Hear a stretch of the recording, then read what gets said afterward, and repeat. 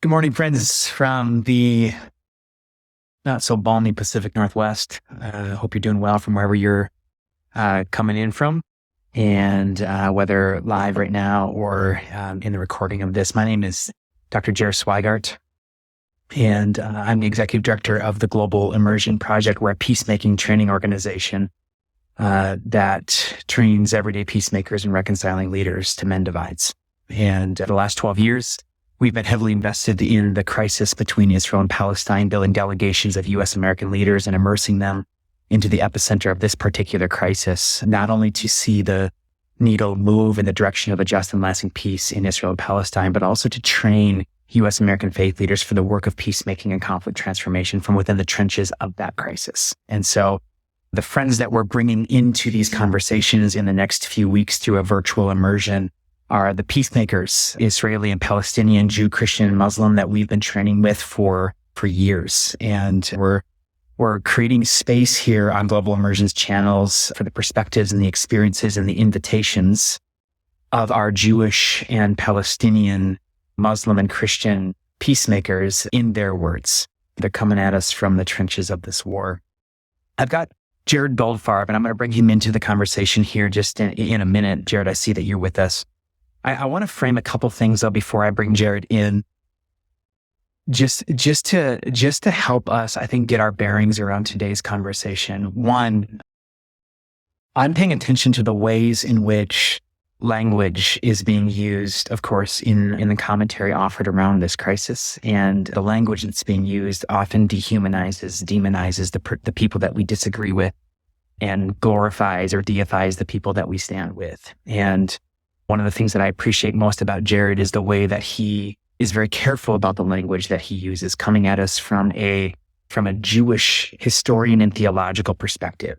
He understands that language creates reality and is very wise in the way that he does it. So as we enter into this conversation, I want you to pay attention to how he speaks about not only a history of this conflict, but what he's experiencing here right now. Secondly, every time I sit with Jared, I am struck by a concept, and I know that it's not the only thing that he ever teaches on. Jared, you're probably smiling right now, but the concept that has been most impactful for me is a concept called machloket, which I want to get to with Jared in a little bit.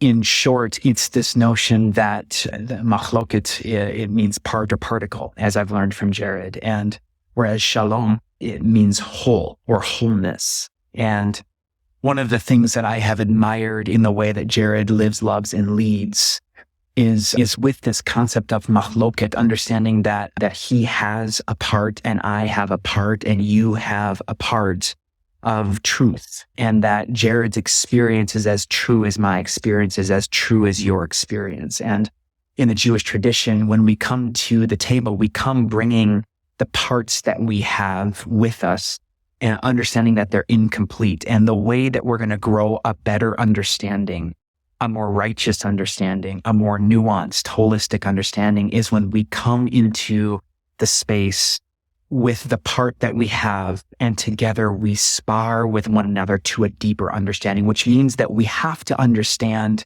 that our perspective is not 20/20 vision, that I am never fully right and always partially wrong, that in conversation, in seeking to understand another, I have to come into the space with a deep sense of humility, a deep sense of curiosity. And that's what this moment calls for right now as we're looking at the crisis in Israel and Gaza. And it is a time for grief. It is a time for lament. It is a time for urgent action to stop violence immediately. And it's a time to listen longer than feels comfortable. So the two practices that we're really going to center in this virtual immersion around peacemaking are see and immerse. How do we gain a more holistic understanding of what's happening here? First in the seeing by learning about, and then immersing by learning from. We're going to get proximate to the miracle of technology in these virtual immersions. And so I'm very excited now to bring Jared into the conversation. As we go, friends, and as you're listening in, I want to encourage you to utilize the comment section as you can to articulate questions. And throughout our time together, hopefully we'll be able to pause and Jared will be able to step into some of the questions with us. Jared, I see that you're with us. There you are, my friend. Really good to see you. Howdy. Hey, man. Welcome, welcome, welcome. There's a book that I read just before seeing you in Jerusalem a little over 2 weeks ago called The Old Turtle and the Broken Truth. Have you read this book? I have not, no. So, and this, for those of us listening in, it's a children's book that is for all of us that I would recommend. And in short, the story is that a truth fell from the sky and it broke into pieces. Humanity found a portion of that truth and protected it, believing that it was the entire truth. And the truth that they captured, believing that it was the entire truth, is I am loved. And wars were fought to protect this truth. And whoever attained that little part of the truth believed that they were the superior one. And then a little girl takes a journey and she meets with the old turtle. And the old turtle says that the reason there are wars in the world is because the truth that they protect is only part of the truth. And then he gives her another part of the truth that had broken apart as it fell from the heavens. And the second part of the truth said, and so are they. You are loved, and so are they. And the old turtle encouraged the little girl to take a journey, a hero's journey, back to her own people, to reconnect two parts that had been disconnected from one another so that a greater truth can emerge. You are loved, and so are they. And it began to actually remake the world. I bring up that children's book because, my friend, I hear that vision, I hear that message embodied by you, not only in the way that you teach, but in the way that you live. And I hold that the beauty of you are loved and so are they as the umbrella around our conversation today, and pray that the conversation that we have continues to awaken our imaginations to that more beautiful truth.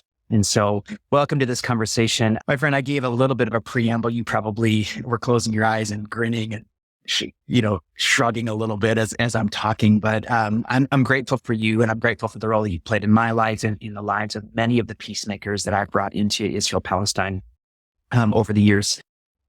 I wonder if you could just start with an introduction of yourself. Tell us a little bit about you.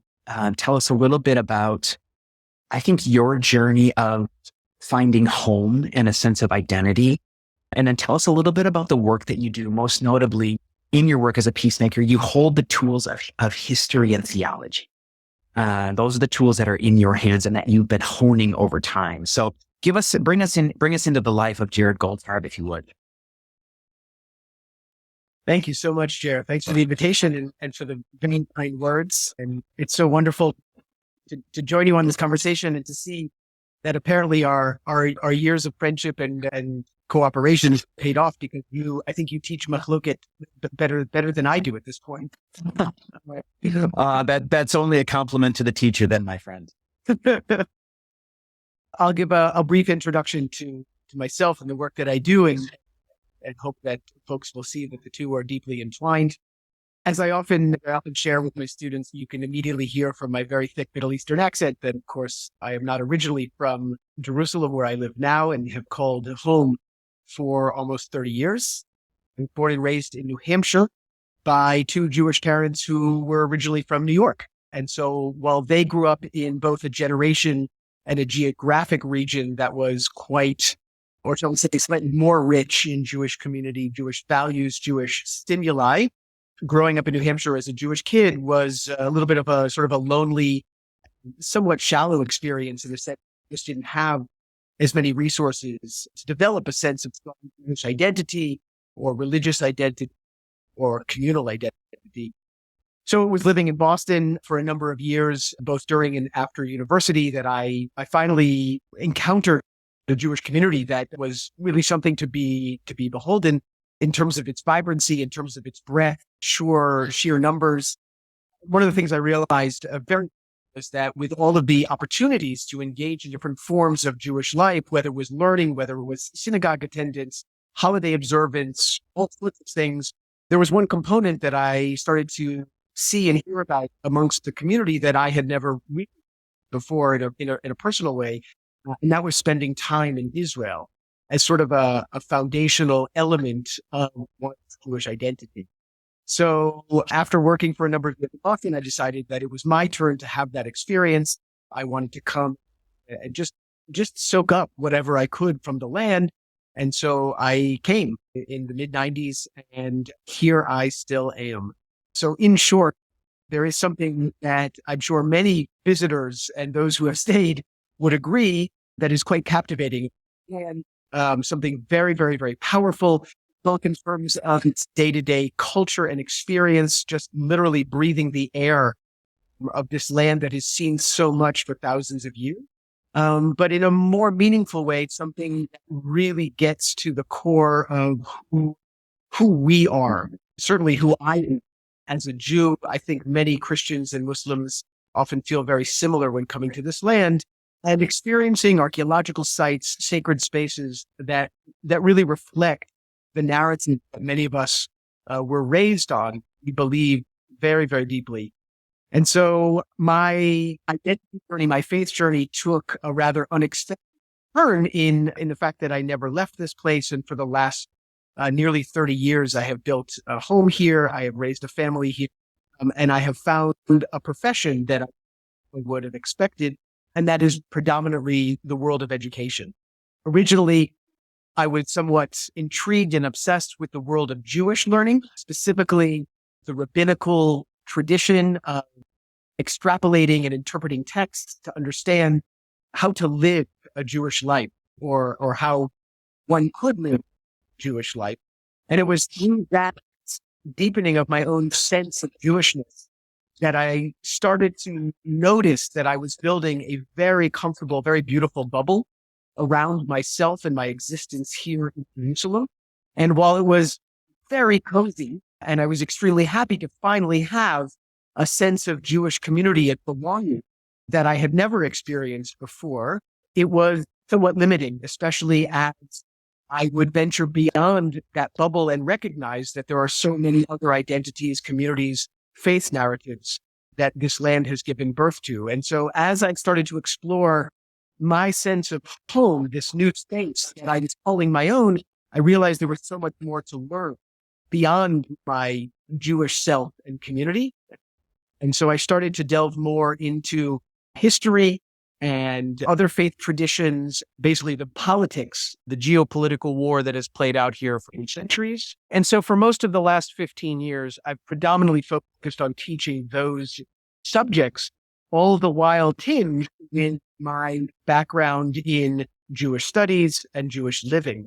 And so, as you mentioned, Jared, bringing some of these concepts like the one of machloket, of division, but coming back together and finding ways to create wholeness, bringing that into a space of rather extreme division in this land between the various communities and identities is something that I find very compelling and hopeful. And I think that many often look to their religious traditions and the history specifically of this land where prophets and rabbi teachers and messiahs walked before us. We often feel that this is where hope should spring forth.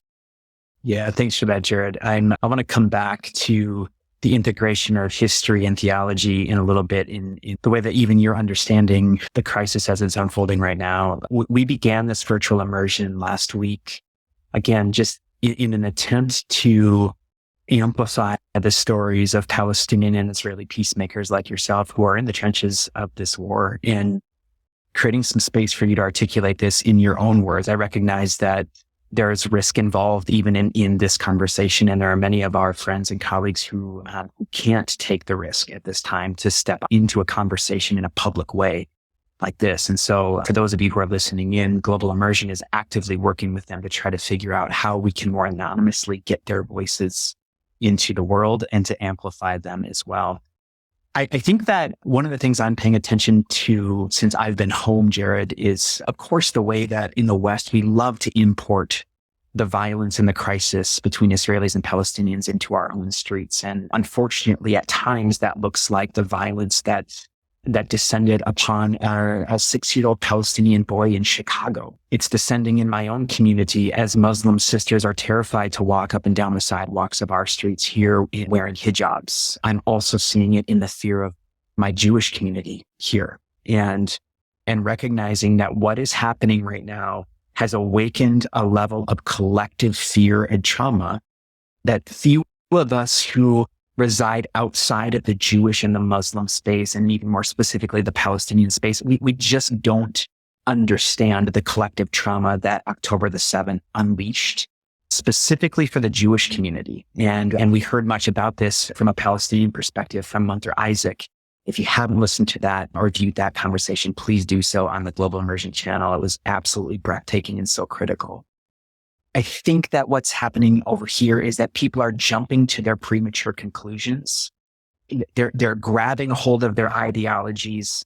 They're choosing to believe convenient truths. We're going to talk about binaries and false equivalencies in a little bit here. What I'm compelled to do as a peacemaker is yes, respond with urgency, but also understand that there's a whole bunch I don't understand about the experience and the ways in which my Jewish kin and my Muslim kin, specifically my Palestinian kin, are experiencing this moment. And so I'm just wondering, Jared, would you be willing to let us have a peek inside of just your own experience of October 7th? I was a short, maybe 7 kilometers away from you in the West Bank at that time, and woke up to rockets exploding in the air above me. And so I'm assuming that you woke up to those same sounds and then the news of the terror that was unfolding in southern Israel. As an aside, I have issues with the word that terror and terrorism and terrorists are assigned haphazardly. And in the case of October 7, I am very comfortable using the word terror and terrorism with what happened in southern Israel at the hands of Hamas insurgents. It was terror. And I'm just wondering, can you bring us into your experience, number one, Jared? And then number two, help us understand what this awakens in like the collective consciousness of the Jewish people. Would you bring us deeper into what this means and what this feels like? I know you can't speak for the entire Jewish community, but I think you can give us a deeper understanding of what it feels like now to be observing this from within the Jewish community itself. Sure. It's quite daunting to have to even want to go back to that moment and try to re-experience it. Yeah. Like many, certainly in Jerusalem, where a large part of the Jewish community is religiously observant, as I am myself, meaning that many people are disconnected from technology and from the outside world. And so most of us were quite stunned when we heard the air raid sirens go off that morning on Saturday morning, October 7th, which was not only a Sabbath, but also a holiday, the festival of Simchat Torah. And there was a lot of confusion within the Jerusalem community in particular, because so many people were not following the news, were not on their phones. There was just no information. And so we were a little slow to come around to what was going on, but many other parts of the country were much quicker to figure out. But obviously the trauma spread very, very quick. And the shock, the questions, confusion, the utter confusion.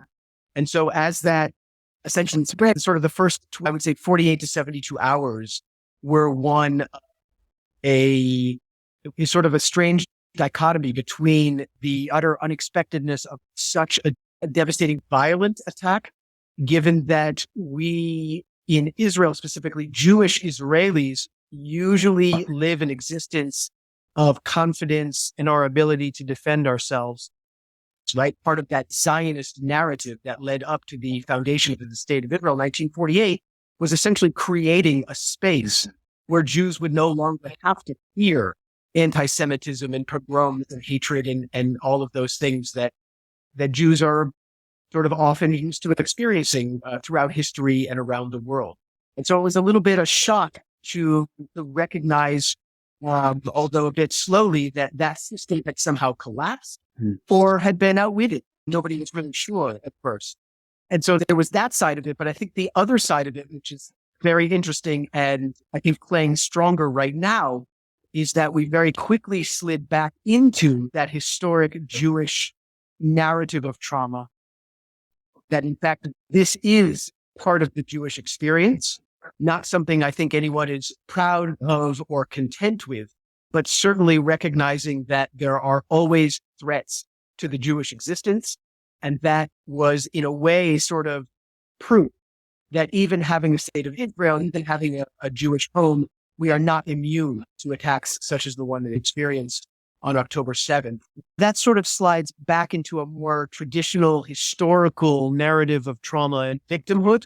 Is first and foremost one that is always played within this framework of the Israeli-Palestinian conflict, it saddens me that that is not truly a part of most conversations that are happening right now, given the immediacy of the suffering, the anguish, the tragedy on both sides of the border, but specifically within Jewish Israel.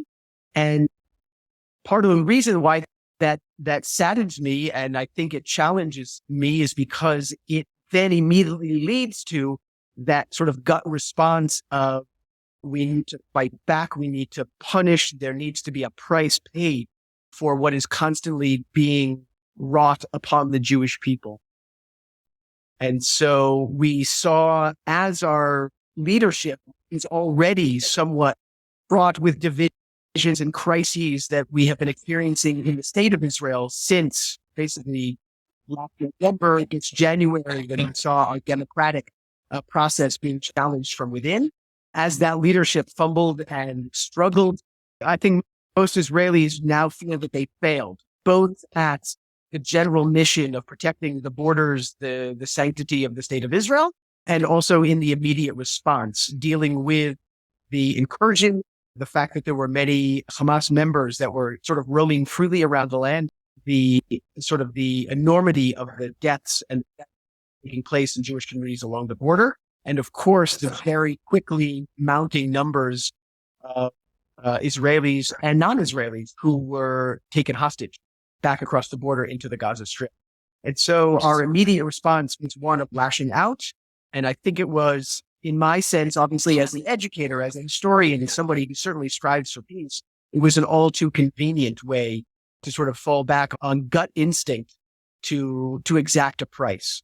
Yeah. And while I think many Israelis are struggling with that need to rid this space of an entity like Hamas that has always been determined to extinguish Israel and the Jewish population in Israel, I think as time marches on, we are seeing a very intriguing questioning that is sort of a quieter part of our Jewish narrative, wondering what damage we are doing to ourselves, what damage we might be doing to our standing in the world as we defend ourselves, or at least that's the narrative that's playing out militarily speaking, is that while it certainly looks very offensive and aggressive on the screen, the narrative in Israel is that this is a defensive war to prevent this from ever happening again. Yeah. I think of those two sides of the Jewish soul that are responding. One sort of always 2 steps away from the Holocaust experience, this attempt to annihilate the Jews. And on the other hand, it's sort of a justice awakening of wondering whether this is to our benefit, whether it's actually achieving any goals, and how Israel looks in the process. Mm-hmm. Mm-hmm. Such a helpful analysis and so deeply personal. Jared, thank you for taking a risk and stepping out with that. We hold your personal experience and your analysis really close. I've been reading, especially upon my immediate return from Israel, commentary over here that is suggesting that context doesn't matter, that this is an isolated moment and it needs to be dealt with, as it occurred. And I know that you and I over the past decade have had conversations around what happens when untended trauma meets unchecked power, and the power of untended trauma in people groups, and how it almost makes violence inevitable. And I'm also concerned because it feels like over here to have any conversation that seeks to understand a greater context, like what you just offered us, and you just framed for us a deeper understanding of what lies behind Israel's response right now, which I want to talk about why it's challenging, why it's important to critique, and I think challenging, especially to critique for those of us who are U.S. Americans. And I'll share a story in a second about just how challenging that is and why we need to challenge and be humble in this moment too. But I think there's a challenge right now in saying to understand a deeper context is flirting with condoning either Hamas's behavior on October the 7th or what looks like, some would say, an offensive. Many, I think, are saying in the international community, this looks like the beginnings of an ethnic cleansing, potentially moving toward a genocide. I mean, there's very strong words that are being used right now in terms of how to describe this. That to talk about context, both for the Israeli community, but also the Palestinian community, is flirting with condoning. And I just want to push back on that and say to understand context and to have a conversation about context is not to condone. It's actually responsible. I think, because then I think what it may do for us is expand the reach of our empathy and increase our urgency to move toward a place where we're not killing each other. And so I'm wondering about a particular tension right now and how you might be experiencing this, Jared. There's the urgency to see killing stop now. I mean, even to borrowing from what you just said, and you and I had a conversation as we were actually moving in and out of a stairwell as the sirens were blaring with us in Jerusalem, about how we were holding our breath, wondering how is Israel going to respond to this? And there was a concern shared that the way it responds, if it responds connected to its trauma in a way that's unchecked, it will not be good for Israel. And so I think there's all sorts of reasons for us to work collectively toward a ceasefire and different ways to consider how do you deal with an ideology that's embodied by a group of people called Hamas. And so there's the urgency and there's just simple grief. There's grief. How do we grieve and hold the urgency of like lives are at stake and are being extinguished at a rapid rate right now? Ain't nobody got time to grieve. You know what I'm saying? So like help us think about how you are holding grief and urgency hand in hand right now, or how are you attempting to do that? That's not an easy task. I should start by saying that certainly as a resident of Jerusalem, there is a certain privilege. I don't know if that's the right word. Simply through geographic distance from most of the intensity of this current round of conflict.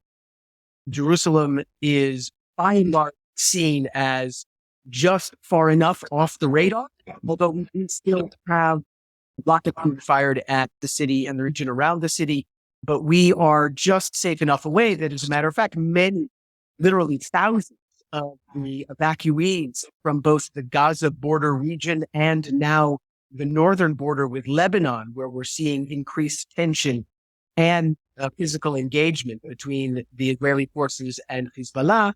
Many of those evacuees are now home in Jerusalem.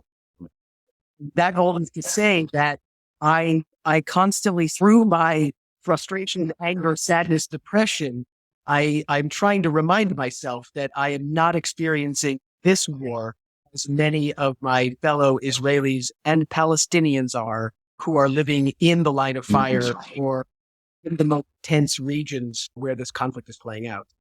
In terms of the tension, I wish I could say that most Israelis I know are full on engaged with that tension, but as you can imagine, that's simply not the case.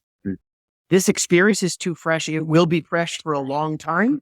And so the trauma is going to, I think, win most hearts and minds and souls as people either make decisions for those who are in influential positions or simply those who are solid in terms of reading media and engaging in social conversations and or deciding whether or not to support their government, their military. And so I think that there isn't enough of that tension that is taking place, but I do know that it exists because that is very luckily, I think that is the world that I largely inhabit, or at least try to. And so reflecting on your question, and know that anybody has a clear answers on how to sort of rid the world of evil, right? You framed it more practically speaking. How do we eliminate this thing called Hamas that is always going to be a threat because essentially that is how the organization positions itself ideologically. And I think on one hand, it's very important for people to start to internalize that this ideology will never cease to exist. And so I don't have any influence on the decision makers of my own country. I hinted at before, I think a lot of Israelis are lacking a tremendous amount of trust in the ability for our leaders to function. But when they are functioning on I would argue that one of the more narrow-minded approaches to this thing called Hamas. First and foremost, as you said, this current round of violence did not start on October 7th, and it's not going to end when there some sort of ceasefire declared or whatever it may be. This is a relatively old conflict that has many repetitive images, patterns, and conversations, and our inability to recognize those things, and even our ability to lash out at those who do recognize those things, is anybody may have witnessed when they saw the Secretary General of the United Nations use the word vacuum in the context of what this round of conflict is not taking place in. He was immediately sort of verbally beaten by pretty much every Israeli official. And on one hand, I could certainly understand the trauma that might compel one to that and find fault in such a statement, because in a way it feels like they are diminishing the evil behind the action. But on the other hand, it is absolutely blind to not see that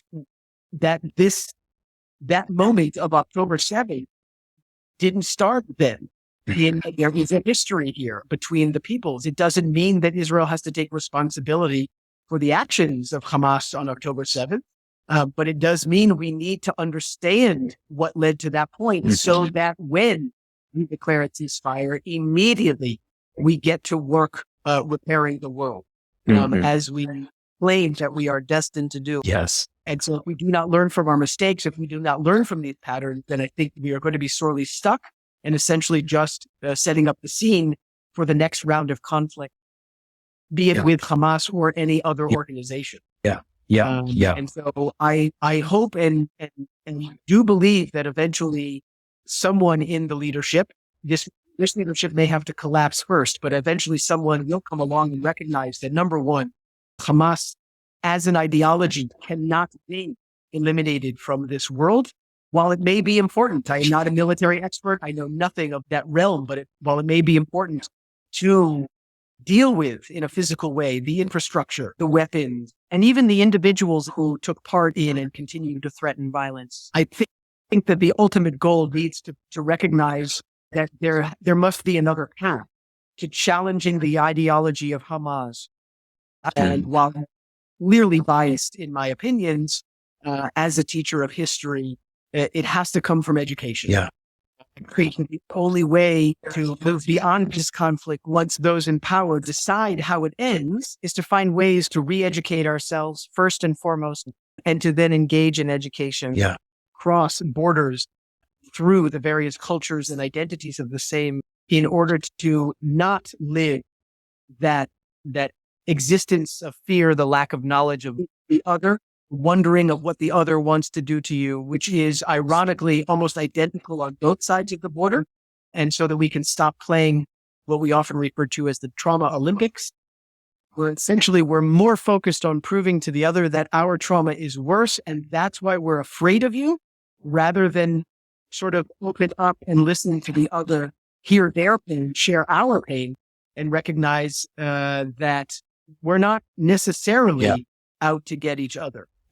Yeah. So well said. And I mean, there's so much to pull from there if we had more time to just unpack this notion that multiple things can be true at the same time. Like my pain is legitimate and is real. And for you to acknowledge that and hold that is not to take up space or diminish your pain. It's just simply to acknowledge that my pain is real. And if we could figure out how to do that with one another, I wonder how we would participate in each other's collective healing.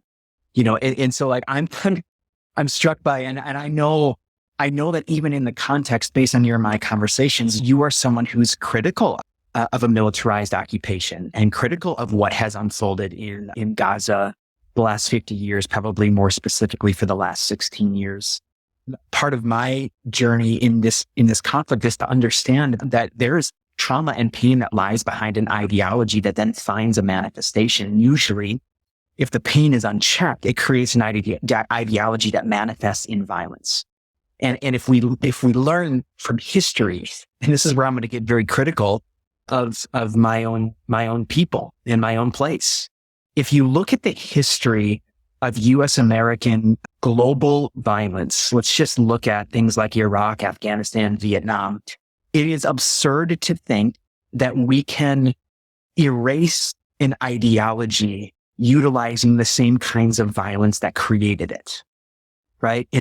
And so here's what I find, and I listen to Netanyahu speak, and he is pointing to the game plan of the United States. Look what you did in Iraq, and the international community did not stop you. Look what you have done in Afghanistan, and the international community did not stop you. Look what you did historically in Vietnam, and the international community did not stop you.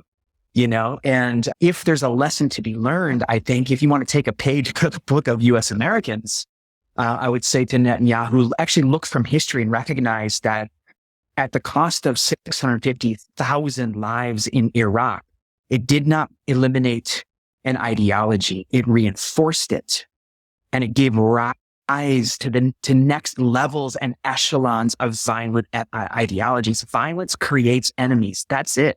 No one wins, right? And so my concern is either we are going to stop reaching for power and start reaching for the hand of one another, or we're not going to make it as a global family. I mean, when you see, and I love it, like this is your neighborhood right now, but you're starting to see warships line up along the coast of Israel right now. You've got, like, we haven't sent one, we've sent two as far as I understand. We send one to send a message. We send two when it's ready to go. I think Iran is sending some action. China's getting involved. I guess my question is, when are we going to stop reaching for power and start reaching for one another's hand?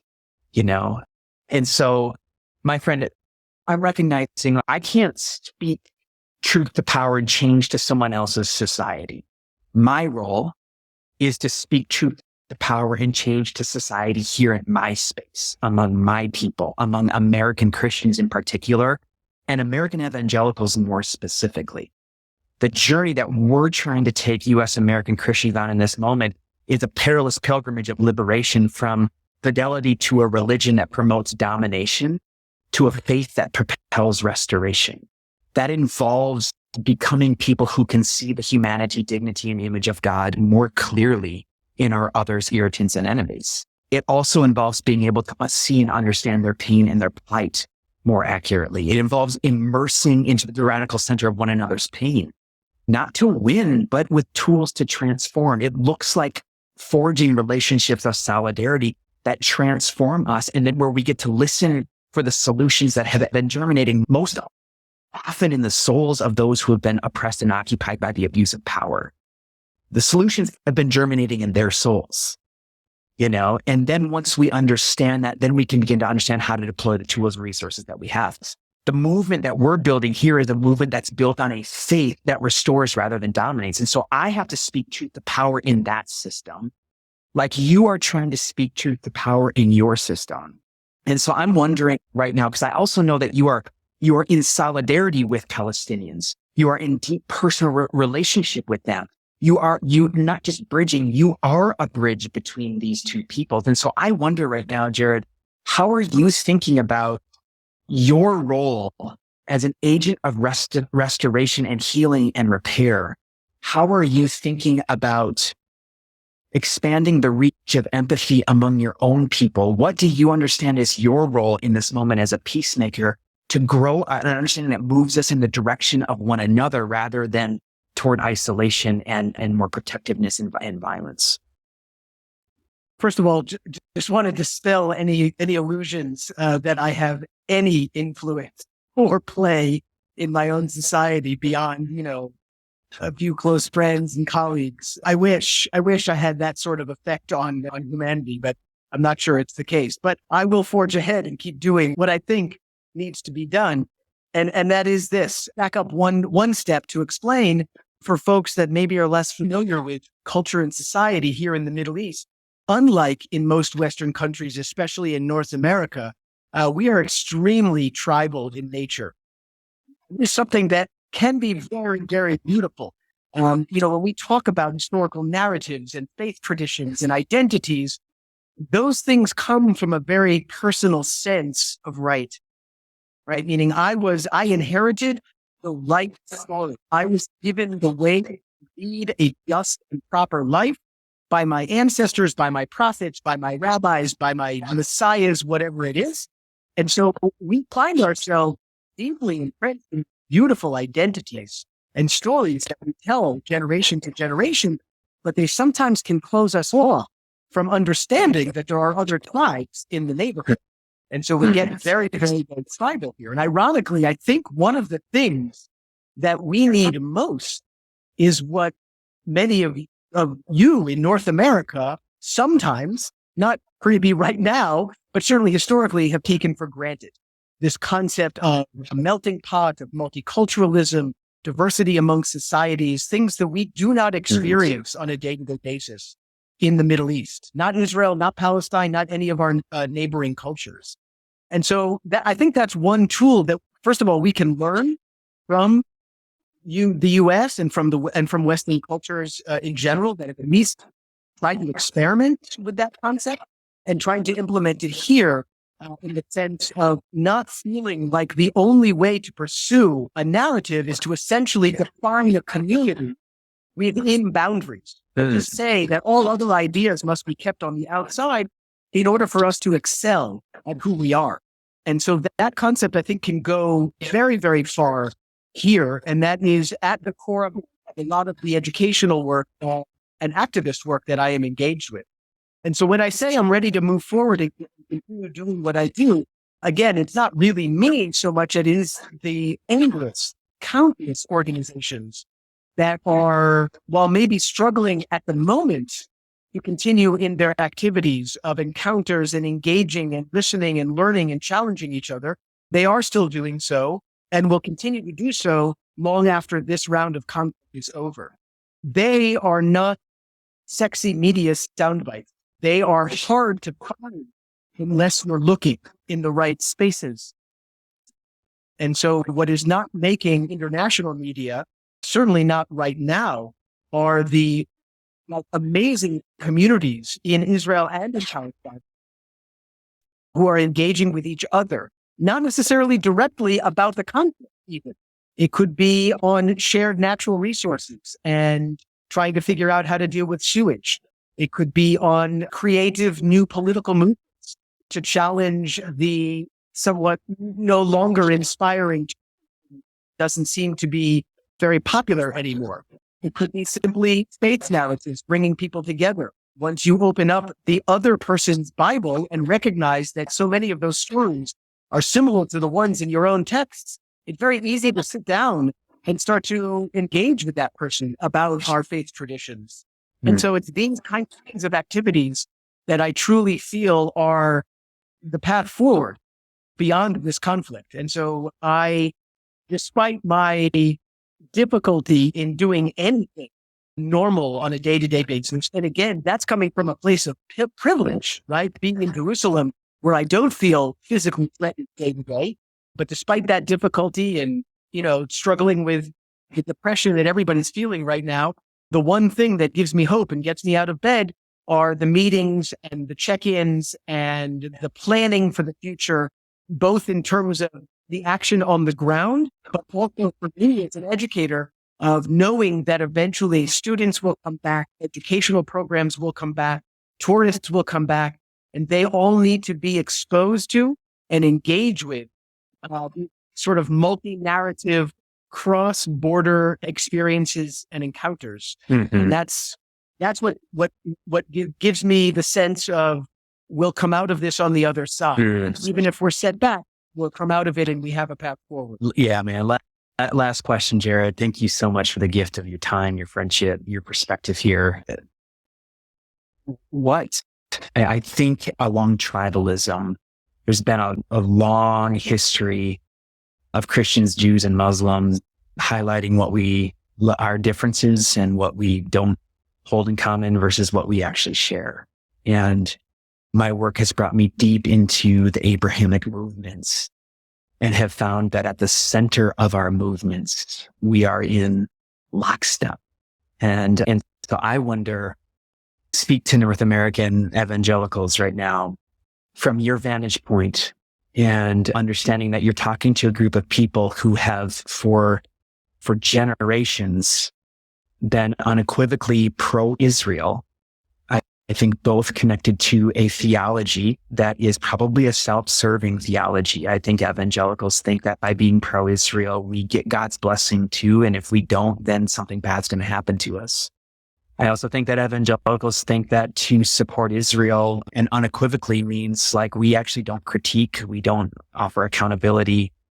We actually think that we can expedite the return of Jesus.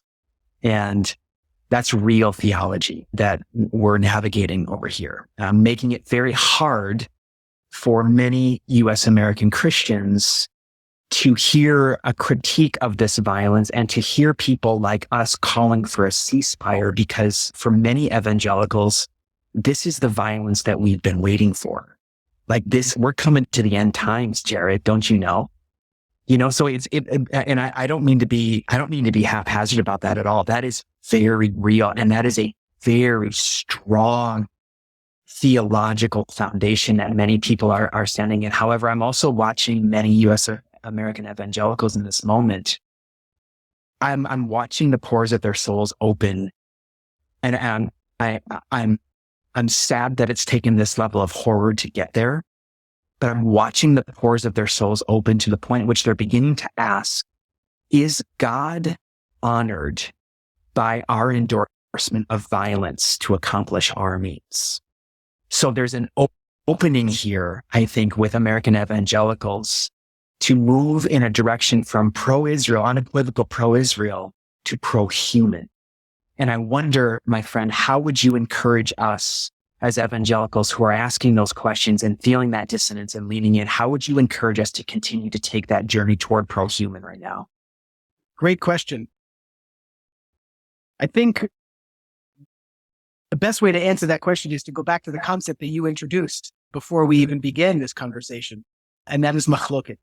The idea that essentially every solution, and keep in mind, rabbinically speaking, machloket's act of what is often translated as constructive doesn't necessarily have a solution. It might have some sort of temporary precision in order to practically implement some sort of, legal question or situation.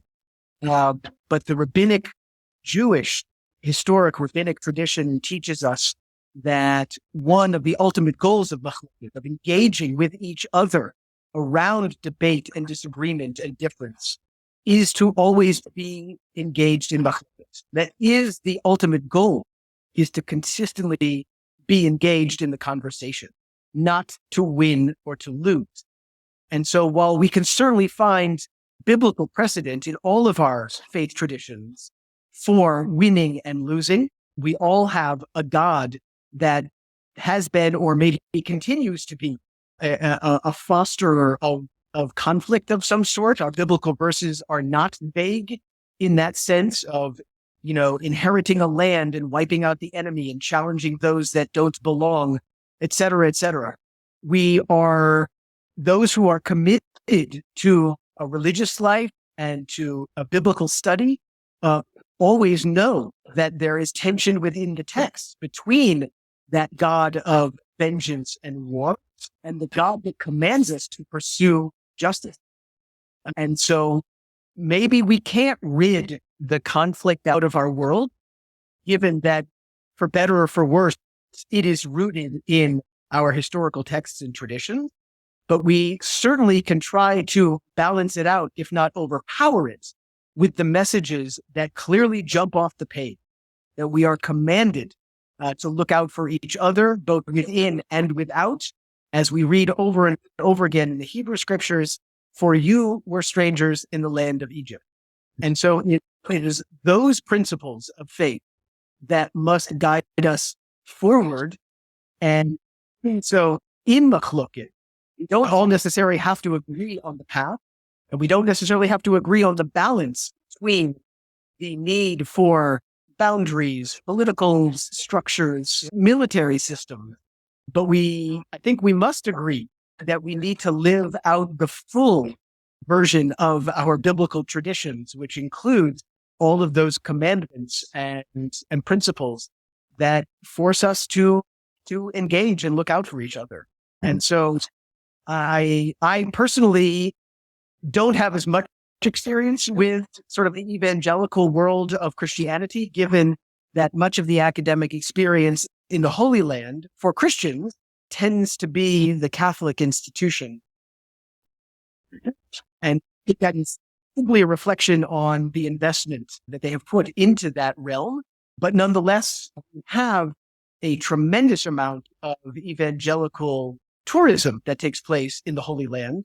And if we can somehow find a way to sort of just, insert, to influence just a little bit of the justice work into that experience of walking in Jesus's footsteps, I think that'll go a long way to moving people away from the eschatology of, I must get behind Israel. While it certainly feels good, and in times of peace, ironically, I think many Jewish Israelis are quite content with the support that we get from the evangelical Christian community around the world.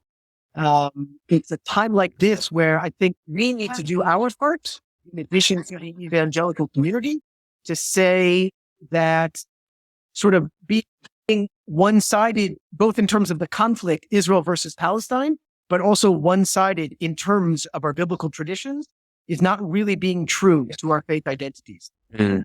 Thank you. I've heard you say before that to win is to break from the tradition. And I think that remains true as well for we who identify as Christian. Winning is not in the ethic of Jesus. If you take selfless sacrifice over military overthrow or political power as the way toward restoration, winning is not in the ethic of Jesus. And so, yeah, I see a comment around like the struggle of listening to this conversation when like bombs are dropping and children are dying in Gaza. And I just want to acknowledge that. I want to acknowledge that comment that this is, I feel like I'm etched at night by the urgency of ending what is an absolute catastrophe in Gaza, and recognizing that we have to be having conversations here in North America that move people beyond the false binaries, the good versus evil, the Israel versus Palestine, and the false equivalencies like Hamas equals Palestinian equals enemy equals terrorists. Like, this is part of the reason that we are here. The false equivalencies and the binaries and believing them and the Sunday school theology that is self-serving has made this violence inevitable. And so as U.S. evangelicals, we have got to grow a more holistic understanding of what's going on. And I think we actually have to find a faith that's worth our lives, because the faith that we've been socialized into has cost the lives of too many. And so this is one of several conversations that we're going to be having in the weeks to come. Jared, you in particular, I think have really opened my eyes and deepened our understanding of the collective trauma, the psyche, what happened on October 7th and what that has awakened in Jewish consciousness. And it helps us understand its ethic right now. And to us who are U.S. Americans, rather than standing by and watching it apathetically, indifferently, or paralyzed by the size of it, the steps of demanding ceasefire, of demanding a release of the hostages, of finding with Global Immersion and other organizations, those who are still in the trenches fighting like peacemakers for people's lives right now. That's some of the work that we're committed to, but we're also committed to growing understanding in this space too. So Jared, thanks for being a guide for the journey, especially helping us understand the Jewish perspective. You're a gift to me. You're a gift to us. Stay safe and stay in the trenches, man. Keep reaching for the hands of others right now. Okay. Thank you, friend. Thank you. Right on. Appreciate it. Thanks, friends.